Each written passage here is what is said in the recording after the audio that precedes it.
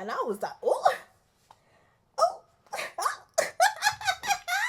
Hi guys, welcome back to the Shannon Show. Hello if you're new. So today's video is going to be a review slash rant slash kiki slash psychological analysis of Love is Blind Season 3 episodes 11 to 12. I hope everybody is doing as well as can be. And I really do hope everybody is being as proactive as possible in supporting the Black Lives Matter movement. And if you're still on the lookout for some resources, I've linked some in the description. Feel free to comment down below your thoughts on my commentary. I'm always up for a chat. I'm always up for a debate. And if you like this video, give it a thumbs up. And if you didn't, give it a dislike, no hard feelings. And if you really, really like this video, consider subscribing and helping your girl out. So, Love is Blind, Season 3, episodes 11 to 12. So we finally come to the end of this season. And what a season it's been. Has it been a season of romance?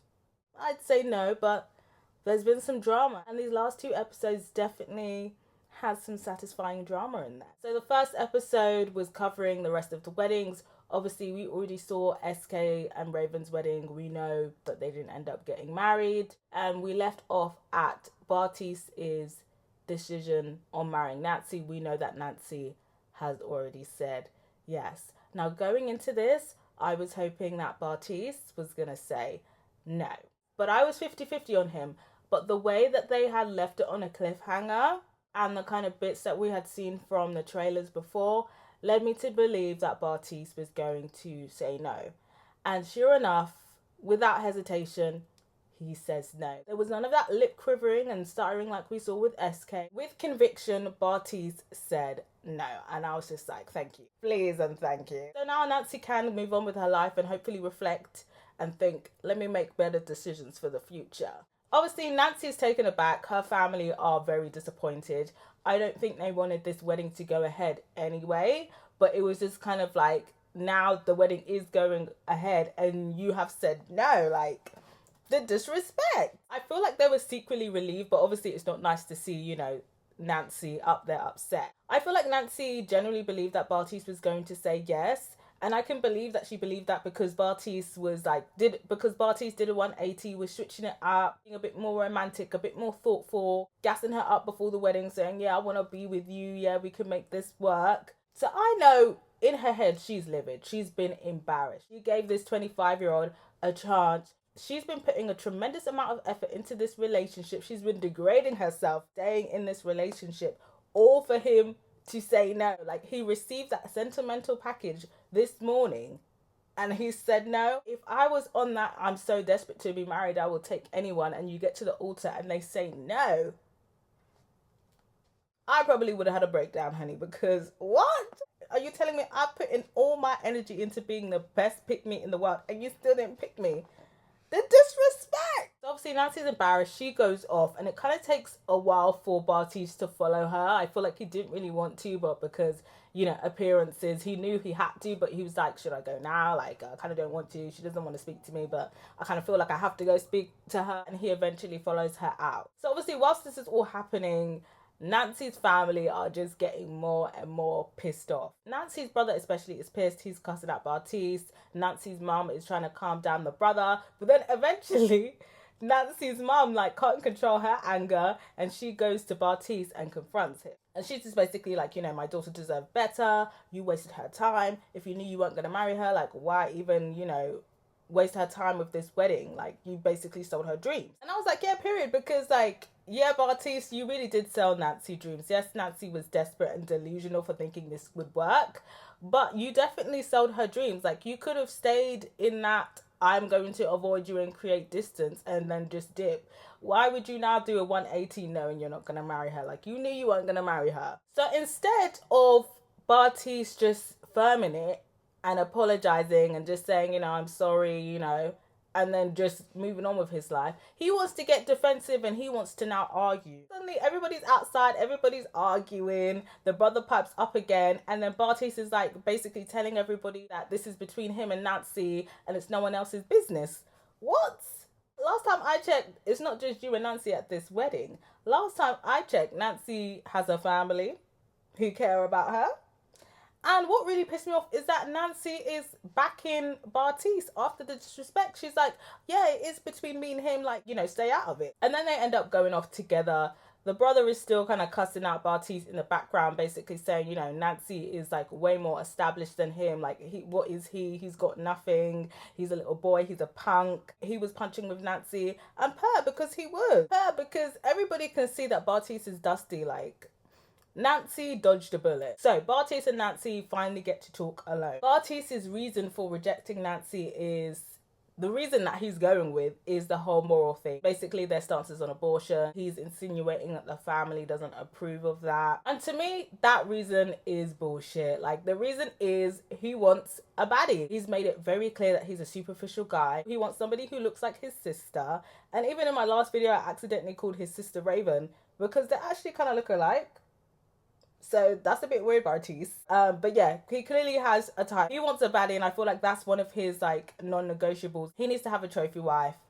And that's what he wants. So good luck to Batiste on his search for a trophy wife. Who knows, maybe one day he might get one. And then he basically dangles a dead olive branch to Nancy, basically saying like he's not, saying that he wants the relationship to be over. He's still calling her his fiance and basically saying, maybe they need a bit more time before they can make this big commitment. But I know he was just chatting a load of shit just to save face because he doesn't want to be in this relationship. This was his opportunity to escape. And he's saying this knowing that Nancy is not going to want to make things work. He kind of gets his like hall pass out because he said, oh, well, I still kind of want to make it work. So it's not like I, completely shut down the relationship. Like, I offered to continue, but she shut me down. So it's kind of like, well, that's what she wanted. I know he's full of shit. He's full of shit. And so did Nancy. Nancy was kind of just like, the reasons that you're given are absolutely stupid. They're bullshit reasons. And, it's over now. Like, there's no, like, let's take a bit more time and see where it goes. I think Nancy was very much on,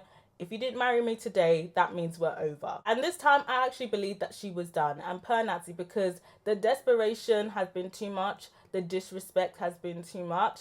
I really hope that this is a wake-up call for her to just have a bit more standard. I kind of get maybe she put a bit of pressure on herself. She's approaching her mid-30s and she just kind of felt like this is the perfect opportunity to just get into a marriage and start a family. So she just went with it. I'm hoping now moving forward in her life, dating-wise, she makes some smarter decisions. So yeah, that's done. That's over with. Thank goodness. And then we have Brennan and Alexa's marriage. At this point, I still wasn't sold on Brennan and Alexa. I personally hadn't seen any chemistry on screen. Did think there was potential for marriage. The only reservations that I had was kind of the lifestyle clash. Alexa, she's a material girl. She grew up well off. Brennan, he's doing decent for himself, but he grew up in poverty. And because of that, he's not financially driven. He kind of just wants to enjoy his life without the burdens of being in the rat race. Initially, she was understanding of that, but as their relationship progressed, it kind of seemed like Alexa was expecting Brennan to assimilate into her world, the material girl world. And Brennan on the surface seemed very receptive to this, but I did have some reservations because I just kind of felt like maybe he was just being a yes man and this could become all too much for him and he realizes this isn't actually what he wants and he doesn't run up because his mum did warn Alexa that he runs away when things get tough. But coming into this episode, I was leaning more towards they were going to get married, and also because of the placement of the marriage as well. We've just seen 2 failed marriages, so I just kind of felt like 9 times out of 10 the third marriage is probably going to be a successful one in terms of the edit. What I found interesting in the run-up to the marriage is when Brennan and his friends were together, they kind of insinuated that they suspected that Alexa could say no. And it kind of felt like they were prepping him to prepare for Alexa saying no. So I was kind of thinking, why would they feel the need to prep him for a no? I mean, of course, yes, Alexa could say no, but it kind of felt like maybe they weren't confident that she was going to say yes. Do they like Alexa? Do they have a problem with Alexa? I was just kind of like, interesting. Nothing else interesting really pops up. So then we get to the actual wedding. So then we have the speeches. Brendan gives a really good speech. Very thoughtful, very romantic. Alexa gives a speech. It was cute, but a little bit basic from Alexa. Then we get on to the I do's. And I kind of felt like they both were going to say yes. But like Brennan is going to say yes.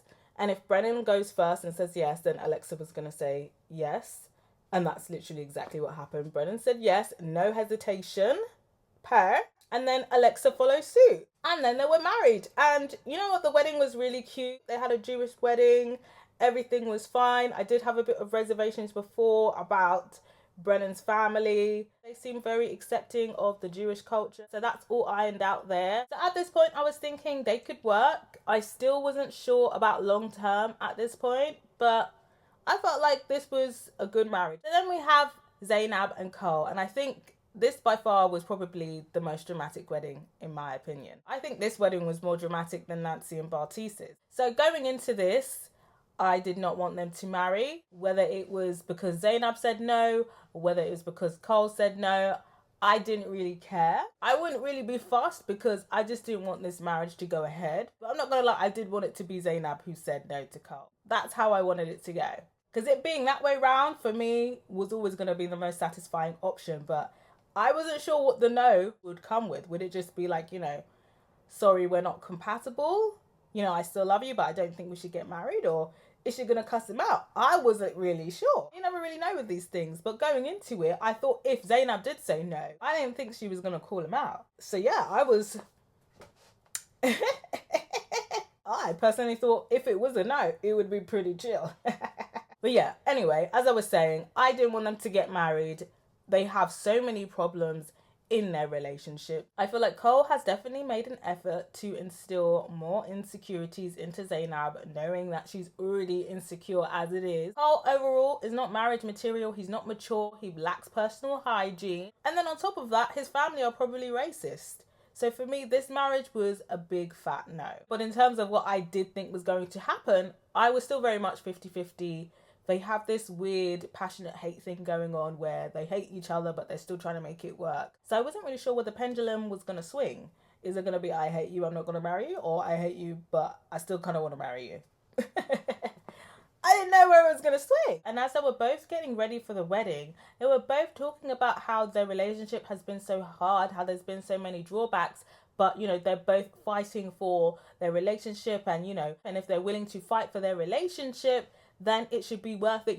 That whole, love conquers all rhetoric. And I was just like, like that rhetoric will never work on me. A relationship shouldn't be struggle. Like, why are you arguing all the time? Why are you fostering hatred in this relationship? This period should be a honeymoon period. How are you already stressed out to the max? And you're not even married yet. And you think now because you're married it's going to be better. It's only ever going to get worse. For me, all of this, you have to fight for a relationship. Like, why are we fighting? If we love each other, why are we fighting, please? I just kind of feel like relationships shouldn't be that much work. Like, of course, yes, there's going to be ups and downs in a relationship, but not you're insulting each other every day and you hate each other and you can't stand each other, but you want to be married. Like, no. I feel like stuff like that, when you're always saying, we have to fight for our marriage, and like despite all the drawbacks, we've got to keep fighting for it. That's when it leads to like a resentment. You're just resentful, you're withering away. Like, no. The relationship that they have is very unhealthy. So for me, I was just like, absolutely not. Somebody say no. Another interesting thing in the run-up to the wedding, Cole is talking with his friends about how he knows that Zainab will be a loyal wife and how she's a tough cookie. She's going to be a tough cookie to crumble. And it's already given like you're prepping to put Zainab through the ringer. You are already prepping to be throwing so much shit at her and testing her resilience and her tolerance for your bullshit. Absolutely not. When I heard that, alarm bells were ringing. You're ready to be married to Zainab so she can tolerate you bullying her. Like, Cole just gives me such terrorist vibes. Like, he loves to terrorize people. That's why he has a Nerf gun at his grown age, even though he's got no kids. Like, why has he got a Nerf gun in his house? This man lives to terrorize people. Also, what I noticed is throughout the whole run up to the wedding, both Cole and Zainab are not talking indefinites. It's very much if I say yes, or I don't know what I'm going to say until I get to the altar. And all of that stuff was giving me somebody is going to say no. And honestly, I felt like it didn't matter what order it was going to be in. Both of them were going to say no. So it was just about who's going to go first and who's going to get to say it first. At this point, I did not think they were going to get married. Then we get to the marriage ceremony, and one thing that I noticed is that Zainab was looking at the empty chairs that were reserved for her parents. Obviously, both her biological parents are dead. And she looked at the chair, I think it was, the chair for her mother, and then she started shaking her head. And I felt like maybe, her mother was giving her a sign from beyond, telling her, bitch, don't marry this man. Don't marry this man, honey. And, knowing that what we know now, I feel like that's what was happening. Like, Zainab's mama was like, absolutely not hot. So then we hear their speeches. Zainab says a prayer. She says her speech. It's very cute. It's very thoughtful. It's very romantic. Cole says his speech. It's very basic. It's not romantic. And it kind of just feels like he made it up off the top of his head, which is, again, to me, a red flag. And maybe another reason why Zainab made the decision that she made, because she put so much effort into her speech and he's just now making up shit off the top of his head. And Zainab is up first, and I'm pretty sure she's gonna say no. The way that she's been looking throughout this whole ceremony is that she is over it. Like, she's marinated in the disrespect. She's realized everything, and she's just like, am I an actual idiot? Like, you're not gonna take me for an idiot. No, hun. And at first she's doing up, intro. And I'm thinking, she's doing up intro. She's definitely saying no. But, the intro was very nice. I was thinking, it's like, I have love for you, but, we're just not right for each other. That's how I thought it was going to go, because in the beginning it starts off cute. But now then Zainab, she switches it up. Zainab switches out of, in literally in front of everyone. Like, I still can't, this is very mad because she's doing this like in front of the whole congregation. She's basically like, I'm not the girl for you, and we both know that. And, you have made me feel really bad in this marriage. You've disrespected me. You've insulted me. You've compared me to other women. You've tore up my self-esteem. And I was like, oh. You better read him, bitch. And then she ends it with, I know you're not a bad person and I love you, but it's kind of like illogical for me to love you because love shouldn't feel like this. Love shouldn't feel horrible. Like, love shouldn't feel stressful. Like, love shouldn't fill you with dread. Like, you shouldn't be filled with dread every time you're going to go see your partner. Like, how does that work? Like, that's not how love works. Well, so yeah, she reads him for filth, and then she leaves, and she leaves, and then like her family and friends start clapping. They start clapping. I would have clapped as well, because purr. So obviously Cole is taken aback. Like, at first he was holding her hands, but surely he started like releasing his hands, like, bitch, you're gonna insult me in front of everybody, like, bitch. So obviously Cole is blindsided. He's like, how can she like do this to me? Like, she's never said any of this to my face. Like, it's just like very rude for her to do this now in front of everyone, like to try and embarrass me and stuff like that. And you know what? I understand how Cole is feeling. It was very shady. It was very petty. But you know what? I'm here for it, because Cole's disrespect was so loud. The disrespect has been so loud from Cole. So yeah, bitch. You want to be loud in your disrespect? So am I. So am I, bitch. So for me, I was here for Zainab reading him in front of everyone. I feel like Cole was more pressed at what she said rather than the fact that she rejected him. Like, I feel like he didn't really want this marriage to go ahead. He was probably going to say no himself. Was he going to insult Zainab? Probably not. Well, I couldn't put that past him, to be honest. He's now crying. I did not buy his tears. He's crying to Zainab's stepmom and is like, I would never hurt her. Like, I would never go out of my way to hurt her. And it's just like, bitch, I'm not buying it, because we've seen you do it multiple times. We've seen you on camera, hun. Also, there was a bit with his friends after it all went down. One of them was like, so we're on the same page. I'm not sure if he said so we're on the same page or they're on the same page, because this is when like the whole clapping thing was going on. So I don't know whether he was insinuating that, okay, like she said no, but he was going to say no anyway, or like, oh, like the friends knew that she was going to say no and she was going to do this. But either way, I think the friends knew this marriage was not going to go ahead, and I feel like they knew Cole was probably going to say no as well. So yeah, per Zainab, I was absolutely living for this moment. I stan Zainab. I know people have an issue with her. I don't care, bitch. I have to stan. Like, I'm team Zainab through and through. I do not feel sorry for Cole. he deserved it, in my opinion. But yeah, after that, we don't really see a bit where Zainab and Cole come together to, like, you know, discuss why the marriage doesn't work out. So it kind of feels like, yeah, they definitely both hate each other. It's probably a good thing that this marriage did not go ahead. So then we have the final marriage, which is Matt and Colleen's wedding.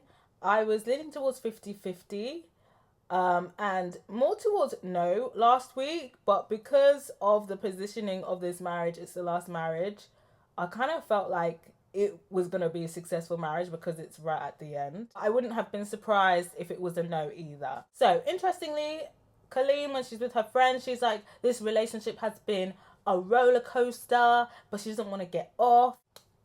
And I was just like, it's giving Final Destination. Like I've been saying, Colleen wants a calendar marriage, and she's willing to ignore Matt's many red flags to have this calendar marriage. Again, I don't think Colleen's ready for marriage. When she was getting ready for the wedding, when she's with her friends, you know, she's very young, 25. She just kind of seemed like a young girl, like this was just dress up to her. So at this point, she's excused all of Matt's red flags.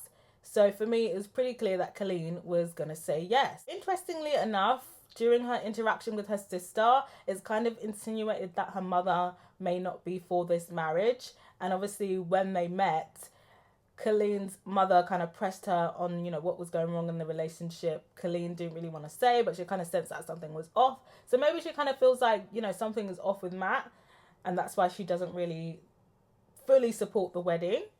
So I thought that was quite interesting. Matt, on the other hand, seems a lot more unsure of what he's going to say. In the last episode, it seemed like he was getting more comfortable with the idea of saying yes. Like, he seemed like very encouraged to say yes. His friends were encouraging him to say yes. But in the run up to the marriage, he was still unsure. And also, his friends also tell him that they don't think he's ready for marriage. Like, basically telling him that he should say no.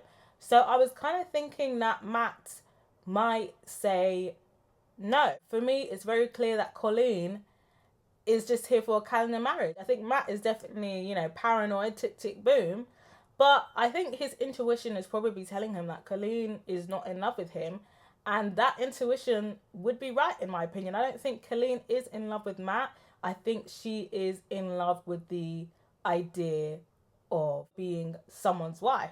But it didn't really matter if it was Matt, Brennan, or Cole. So I think in terms of what Matt's decision was going to be, I think it was going to be based on if Colleen went first, and what did she say first. If Colleen said yes, I think he would be more inclined to say yes as well. Then we have the speeches at the wedding. Matt goes first, and the speech was giving struggle love. It was giving very much, we've been through hard times, we've had some negative stuff happen, but, you know, as long as we can get through those negative times, we'll be good.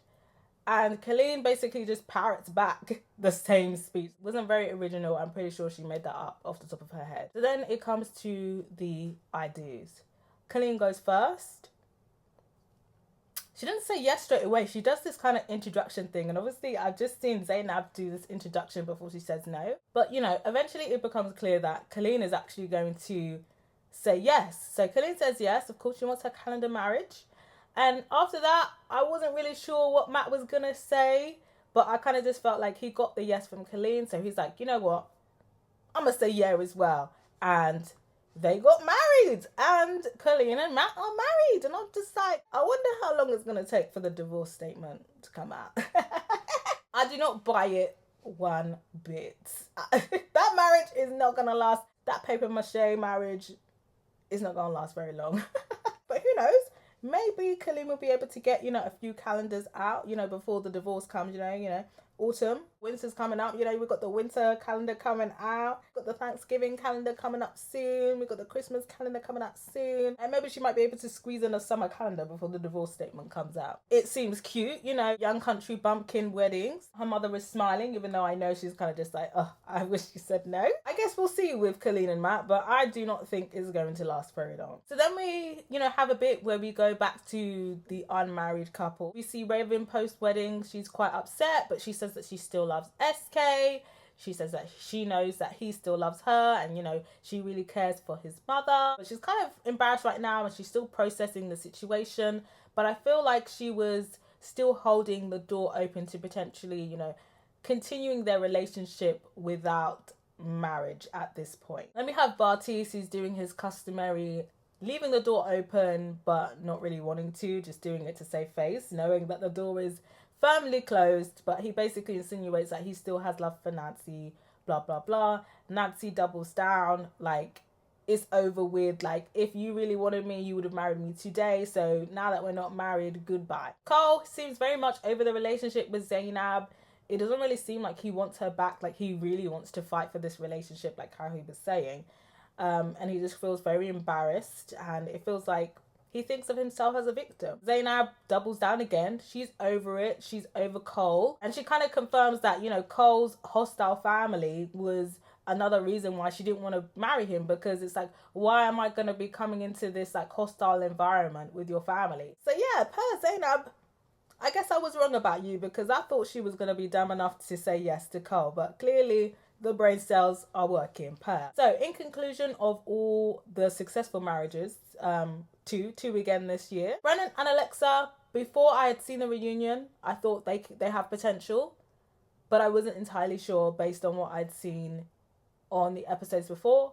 And Matt and Colleen, I'm not buying. I'm waiting for the divorce statement. And then we move on to the reunion. And I do love me a reunion. I did watch the entirety of season 2, and the reunion last year was a mess. I enjoyed the mess, don't get me wrong, but the hosts last year, Nick and Vanessa, were horrible hosts, like very unprofessional. So this time around, I was hoping for a bit more professionalism from Nick and Vanessa. Like, I still wanted them to be messy, but last season, like, it was very incoherent in my opinion. But yeah, for me, going into the reunion, I'm here for drama only. Like, for me to see the couples loved up, that's not what I come for a reunion. Like, seeing couples loved up, that's nice for the main show. But even then, I'm still like, I still want to see drama. But reunion for me is pure drama only. Like, just bring up the messy shit. Yes, okay, you got to catch up with the couples, but keep that to a minimum.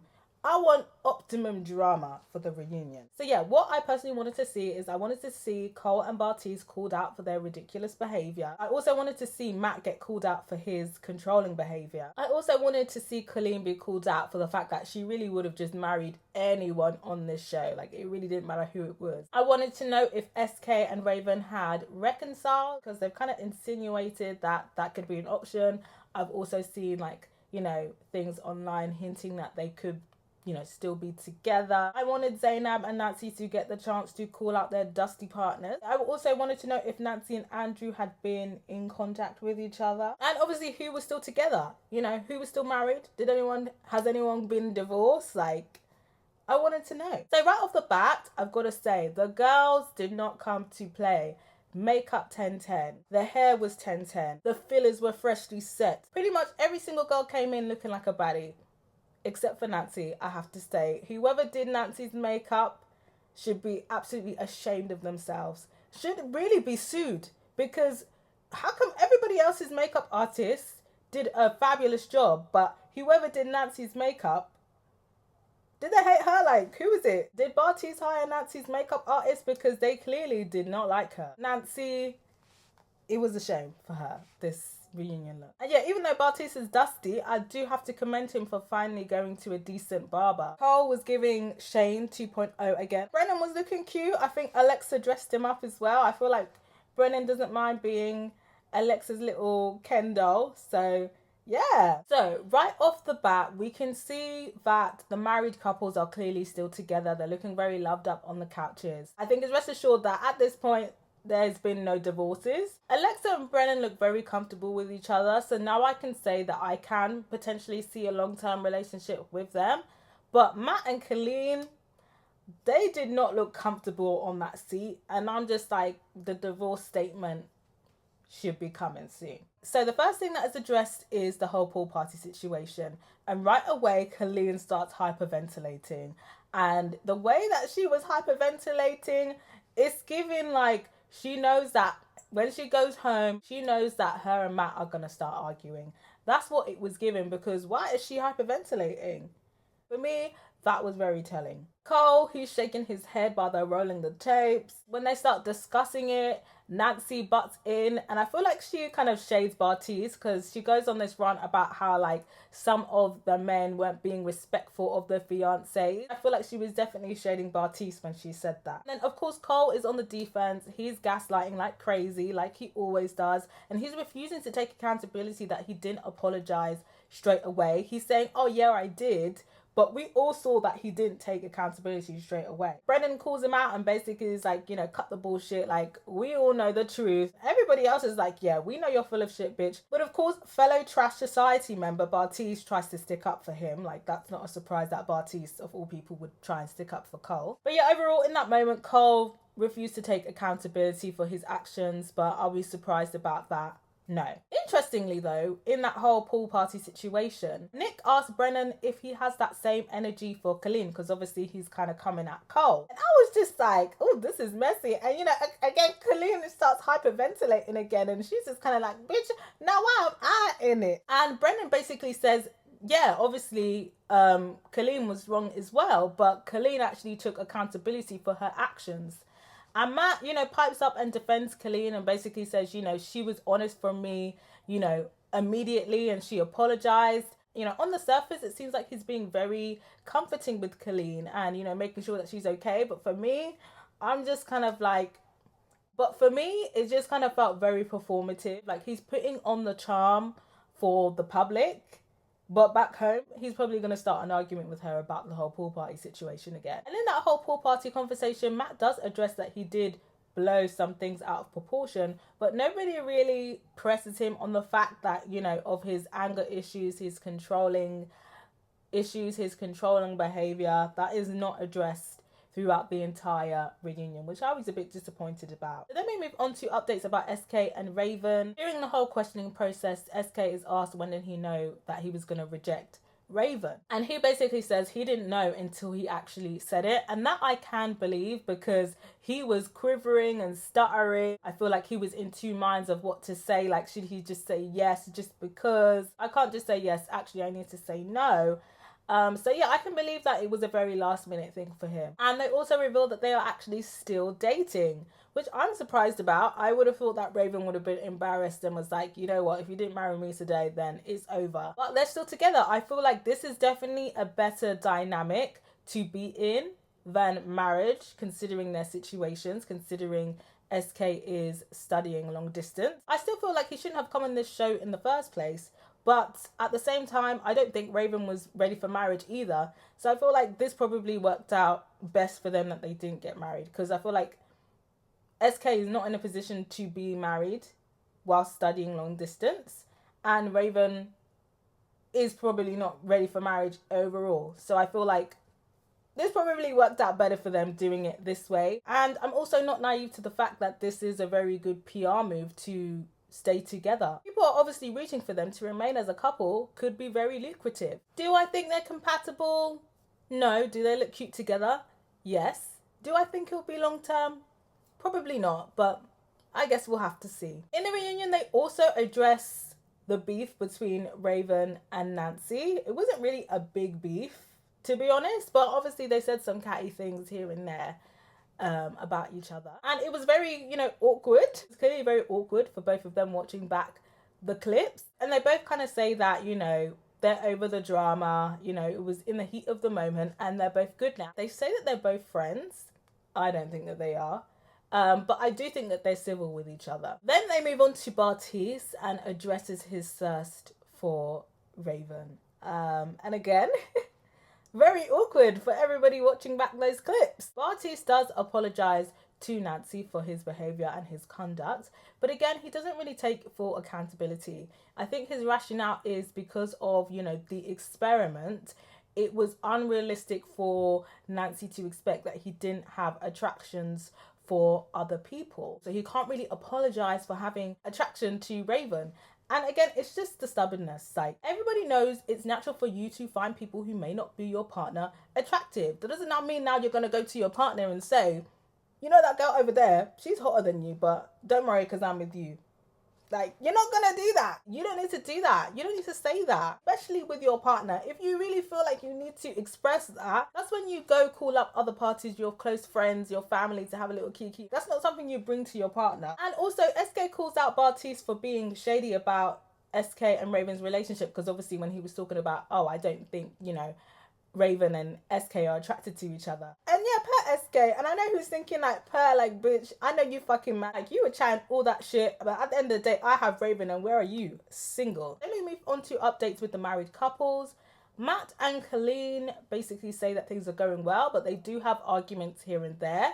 And I was just kind of like, red flag, because we know this is the nice version that we're hearing. We have arguments here and there. The way that Colleen is stressed out in this reunion setting lets me know that Matt is probably stressing her out at home. They also say that they haven't moved in with each other yet because of their leases and also their finances. And I was just like, okay, so you guys are having arguments, your finances aren't good.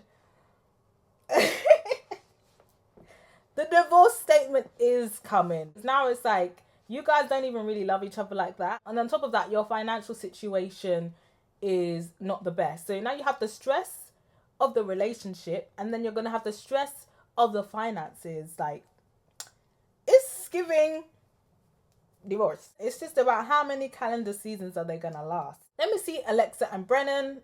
They seem to be going really well. They've moved in with each other. And Alexa says the only thing that she has to complain about is like the dishes, or maybe he's a little bit messy. They can hire a housekeeper, they can hire a cleaner, like that will resolve the issue. But it seems like, Brennan is assimilating well to the material boy life. Like, he was talking about he's a humble boy, but it seems like he's had a taste of the finer things in life, and now he's a material boy. Okay, Per Brennan, I see you. I feel like there's long-term potential for Brennan and Alexa. And I really like the way that he backs up Alexa. Like, every time Alexa has something to say, Brennan is there, like, 10 toes down, like, Per! They also shade Andrew in the reunion.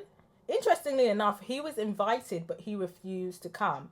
And they basically just cuss him out, calling him a phony. Everybody is in agreement that Andrew is full of shit. They don't really ask Nancy if she's seen him or not. Nancy is just kind of like laughing along, but she doesn't really insult him. So now I'm just kind of thinking, like, has Nancy like met up with him? And I was thinking, why wouldn't he come? Like, why wouldn't he come and defend himself? Obviously, he knows he's a dodgy guy then. Like, maybe, the sex cult that he's in was like, this is going to be bad PR for us. Like, don't go on. Then we move on to Nancy and Batiste. And we get to hear some tea. Like after the wedding, how Batiste was saying, oh, we can still make things work. We just need a bit more time. But the day after, he was out on the town, living it up and hooking up with some blonde girl. And Batiste is basically like, mind your business. He has nothing to say for himself. Like, everybody's trying to say, like, obviously you can do what you want, but it's kind of just like, well, if you were really in love, how can, like, 24 hours you're already out in the club? Like, what? And he was just basically like, it's no one's business.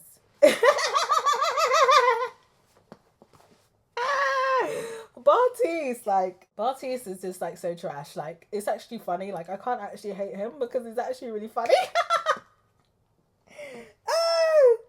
Not even 24 hours, Batiste. Like, Nancy, this is who you said yes to, Han. Embarrassing. Anyway, obviously, yes, it's shady, but it's just kind of like, Nancy, what else did you expect? Then we get to a bit in the reunion where it's now on Zainab, and they call out Zainab for her nagging and how she was constantly nagging Cole. And yes, she was nagging, but you know what? I can see why Zainab was nagging, because first off, Cole is annoying. He's dirty. Like, look at the state of his apartment when they went into it. Of course, she's telling him to pick up shit because she's not trying to be living in a pigsty. And when he was cooking, like, people were saying, oh, she should have been grateful that he was cooking. Like, bitch, I'll be damned if I sit by and watch somebody make me unseasoned chicken. Absolutely not. Because if you know you don't have the ability, like, let's go out to dinner. Order a takeaway. Why are you trying to cook me unseasoned chicken? To me, that's disrespectful. So yeah, bitch, I'm going to come in and be like, yeah, put some peri-peri, put some jerk, put some paprika on there. Like, yeah. So for me, I can understand why she's nagging Cole all the time. Like, the way that he is, like, for me, I feel like Cole was very naggable. And, Zainab, she puts her hand up and says, like, yeah, she could have given him a bit of grace. I don't think she needed to. But interestingly, the girls start backing her and basically are insinuating that there was more going on behind the scenes, so that her nagging was justified, like as if to say, like, the reason why she was nagging him so much is because of all of the things that she was doing to her. Like, it wasn't just about the clothes and the cooking, like it was more than that. Like, as in, like, you know, so say if, you know, somebody did me dirty and now I'm like nagging them, but it's not really about the dirty dish, it's about how they disrespected me before, if you get what I mean. And then suddenly all this tea is getting spilled. So apparently Cole was body shaming Zainab, comparing her to other women, trying to control her diet. The allegations were all very mad. And you know what? I believe it. Like, the way that Cole moves and the way that he baits Zainab to insult her and then gaslight her, I fully believe that he was doing all of that stuff, in my opinion. Because for me, it was becoming increasingly clear that the way that Cole would go about things was becoming abusive. Another piping batch of tea is that apparently Cole tried to get someone's number at the bachelor party and tried to kiss someone and was like, oh, this is my last night as a fiance, kiss me. And the girl refused. And he apparently told Zainab this, and he's basically denying everything. He's denying about the body shaming, the food controlling. He's denying the whole bachelor party thing. And he's basically accusing her of lying. He's basically saying that she's crazy. Then he's like, oh, well, if I'm so horrible, if I did all of these things to you, why did you stay with me? If I was so bad, why did you stay with me? And it was giving victim shaming, like, oh, you are very much guilty and you know exactly what you did. Zainab does explain that obviously when he would do these things, he would then, you know, butter her up and she would kind of feel like, oh, you know, maybe things would change. But again, he's just gaslighting her and victim shaming her. And then again, Batiste, fellow member of the Trash Society, tries to defend Cole again, and not a surprise. But it seems like the general consensus in the room is that Cole is trash. Except for Batiste, nobody was really defending him. So I kind of feel like everybody knows that Cole is full of shit. We also find out that after the wedding, they didn't contact each other either. So it's just kind of like, Cole, you clearly didn't really love Zainab the way that you said. She clearly expressed on the wedding day that you would hurt her, and you didn't make an effort to reconcile. So you clearly didn't really care about her that much. You clearly probably did hate her, and that's why you didn't contact her, because now it's just kind of like, well, it's over now, it's finished. You were probably going to say no on the wedding day. So yeah, I just kind of feel like Cole trying to frame himself as this victim, I'm not buying it. Then we have a final segment where there's a clear the air. Colleen pipes up and is like, I just want to say that I'm not superficial and I can be vulnerable and I'm more than just a ballerina. And it's just like, girl, I don't care, bitch. I don't care. We know you're superficial. And you saying that you're not is not going to change my mind. Whatever, girl. You've got bigger things to be worrying about, like your impending divorce. And now Cole finally takes the opportunity to apologize after basically saying that he did nothing wrong literally like 10 minutes earlier. Now he wants to apologize and do his like redemption tour. And he starts crying and acting like a victim and blah blah blah, and he's basically saying how he hopes that he can be friends with everyone. So that kind of leads me to believe that maybe he's ostracized from the group, like as in like the majority of people don't like him. The girls clearly don't like him. Brennan probably doesn't speak to him. I doubt Matt speaks to him. Esco probably doesn't speak to him. So he's clearly ostracized from the group for a reason. So it's definitely giving like Shake from last year, like nobody wanted to talk to him. Maybe he hangs out with Batiste. Maybe that's who he can hang out with. Yeah, it's definitely giving like no one likes him in the group. I do think he's very hyper aware of his edit and he knows that he is going to look bad. And maybe he is anxious about that. But I'm sorry, I do not feel sorry for Cole. I feel like he's done it to himself. Very insidious, in my opinion.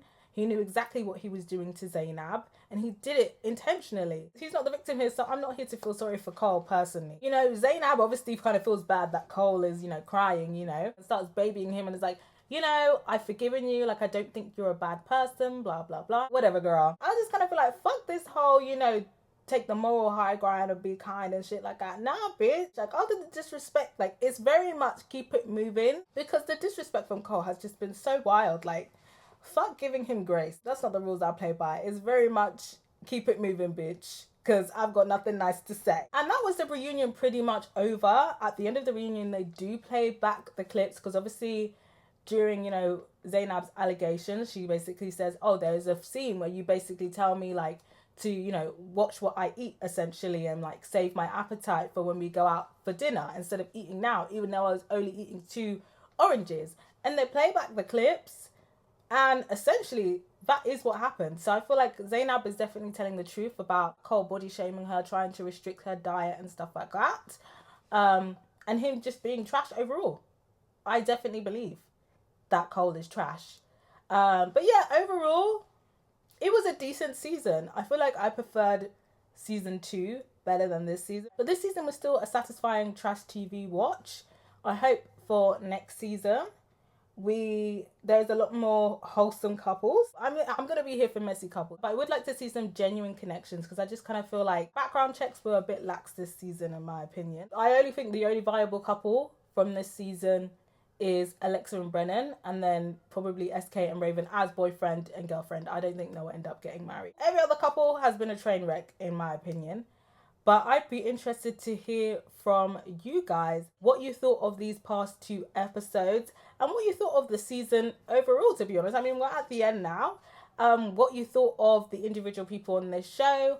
What do you think about the couples? What do you think about each of the results of each marriage? Out of the couples that were married, who do you think is going to last? Do you think any of them are going to last? Any of last? Do you think SK and Raven are going to last? And as always, let me know what you thought about my commentary in terms of what's happening next on my channel in terms of reality trash TV. I have reacted to the entire season of season 2 on my Patreon, so I'm probably going to release them like consecutively, like throughout the week. I'll probably start uploading them, because I should have really uploaded them before, but my uploading schedule was just a bit shit, quite frankly. I've also reacted to the first episode of season 1 on my Patreon as well, which I will get to uploading on here, and then I can probably continue reacting to it on my YouTube channel as well. And I've also reacted to most of the episodes of The Ultimatum on my Patreon as well, which I will get around to uploading as well. But I'll just post updates on my community posts, and you know, if you put my notification bell on, you'll know when those drop on my channel as well. But yeah, if there's any other shows that you'd like me to review or react to, I do take direct requests on my Patreon. Subscribe if you haven't yet, and if you have, don't forget to put my notification bells on so you know when my next video is dropping. I'm also trying to get to 4.5k subscribers. That's my next short-term goal, and I'd appreciate if you help me hit that. And thank you to everybody who has subscribed to my channel so far, and thank you to everybody who's taken the extra step to sign up to my Patreon. It really means a lot to me. Till next time, guys. Bye.